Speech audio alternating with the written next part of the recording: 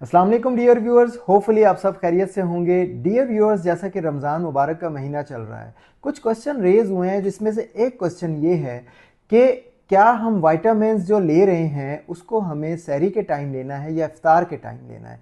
देखिए, कुछ वाइटामिन्स की टाइप्स होती हैं, ठीक है, जैसे कि वाटर सॉल्युबल वाइटामिन्स हैं, फैट सॉल्युबल वाइटामिन्स हैं। अगर आप वाटर सॉल्युबल वाइटामिन जैसे कि विटामिन सी और विटामिन बी कम्प्लेक्स ले रहे हैं खाली पेट, या आप इसको किस खाने के साथ इस्तेमाल कर रहे हैं, तो इसकी एब्जॉर्प्शन ठीक रहेगी, ठीक है, ये वाटर सॉल्युबल होंगे। लेकिन अगर आप खाली पेट लेते हैं तो ये कुछ लोगों के अंदर एसिडिटी भी कॉज कर सकता है। तो इट्स अप टू यू, आपको वाटर सॉल्युबल जो विटामिन हैं कब लेने हैं। अगर आपको खाली पेट सूट कर जाते हैं तो आप खाली पेट ले लें, लेकिन अगर खाने के साथ लेंगे तब भी उसकी एब्जॉर्प्शन ठीक रहेगी।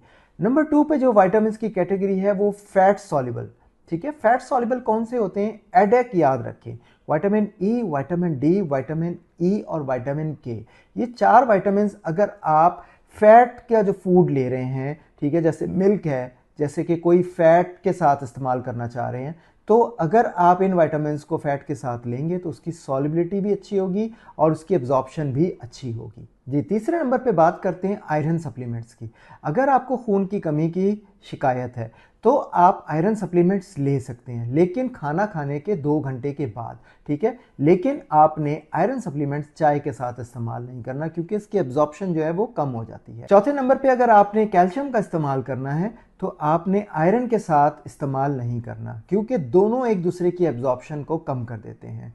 तो आइडियल फूड तो यही है और बैलेंस डाइट तो यही है कि आप मुनासिब मिकदार में फ्रूट्स लें, ठीक है, प्रोटीन लें, डेयरी प्रोडक्ट्स लें, बैलेंस डाइट लेंगे तो आपको विटामिन्स की ज़रूरत पड़ेगी ही नहीं।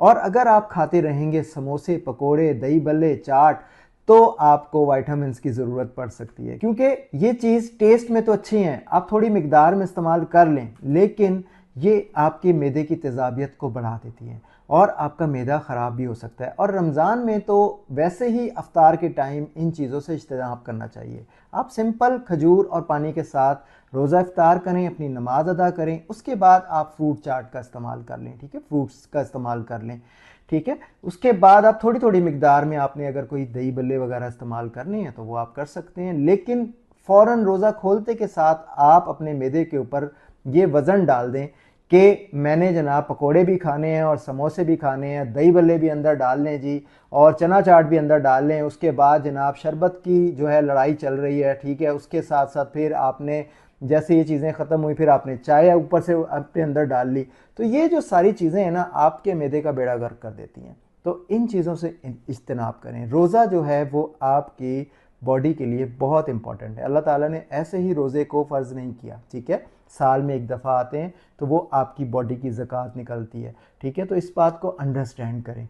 और जो असल रोज़े का फ़ायदा आप लेना चाहते हैं तो जो रोज़े रखने के प्रोटोकॉल्स हैं उनको फॉलो करें। ये नहीं कि ये सिर्फ खाने पीने का महीना है, आपने बड़े मुनासिब मिकदार में खाना खाना है, मुनासिब मिकदार में लेनी है जो भी चीज़ इस्तेमाल करनी है, ठीक है। अगर आप बैलेंस डाइट रखेंगे तो आपको विटामिन की ज़रूरत पेश नहीं आएगी। उम्मीद है आज की वीडियो आपको पसंद आई होगी। तो मज़ीद वीडियोस देखने के लिए मेरे यूट्यूब चैनल को विज़िट कर लें और आज की वीडियो को लाइक और शेयर करना ना भूलिएगा। अल्लाह हाफ़िज़।